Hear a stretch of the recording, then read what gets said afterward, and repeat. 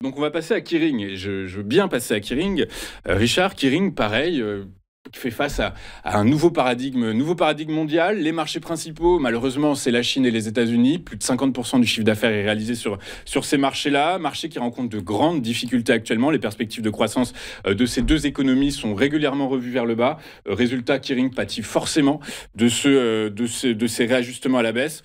Pareil, est-ce que cependant, on est dans des zones, dans des limites basses qui pourraient inciter à regarder le dossier avec des perspectives haussières à moyen, voire très long terme? Alors déjà pour rappeler un petit peu l'historique de Kering et notamment au niveau de son graphique, c'est divisé par 5 en 4 années.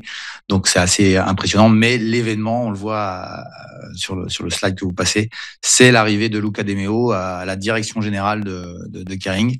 Alors aujourd'hui, le marché a l'air d'apprécier l'idée de le faire venir, que ça bouge. On peut pas reprocher à Kering d'essayer. En tout cas, ça c'est certain. Ils ont vraiment la volonté de s'en sortir. François Pinault cherche vraiment à sortir son groupe de l'ornière, mais aujourd'hui, les métriques sont toujours mauvais.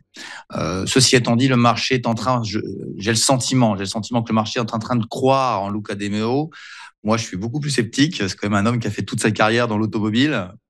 Je suis pas convaincu que Kering ait des éléments dans ce secteur d'activité-là. Bon, il y a des choses intéressantes chez lui parce que c'est un monsieur, si vous suivez un petit peu ce qu'il a fait, c'est quand même quelqu'un qui a redressé le groupe Fiat avec la Fiat 500. Donc, il sait faire du luxe, en tout cas de faire ce qu'on appelle du pricing power.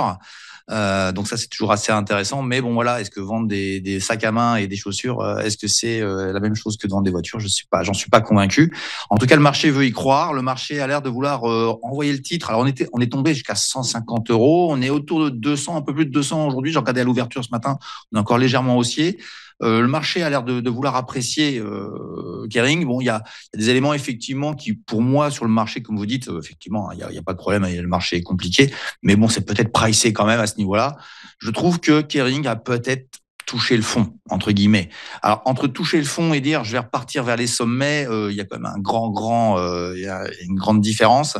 Je pense que, alors, graphiquement, si on voit le graphique daily que j'ai proposé, c'est une idée qu'on peut aller reboucher un gap qu'on voit là, qui est au niveau de 240, ce qui ferait par rapport à 200, parce qu'il ferait à peu près 20% de hausse. On a déjà gagné quelques pourcents déjà.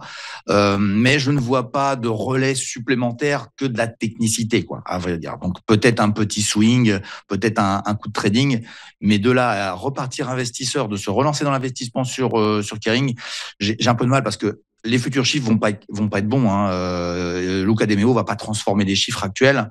Donc pour moi, c'est encore tôt, mais on a peut-être vu le gros de la baisse sur le dossier Kering, un dossier qui quand même a énormément souffert pour tout le monde, quoi, tout simplement.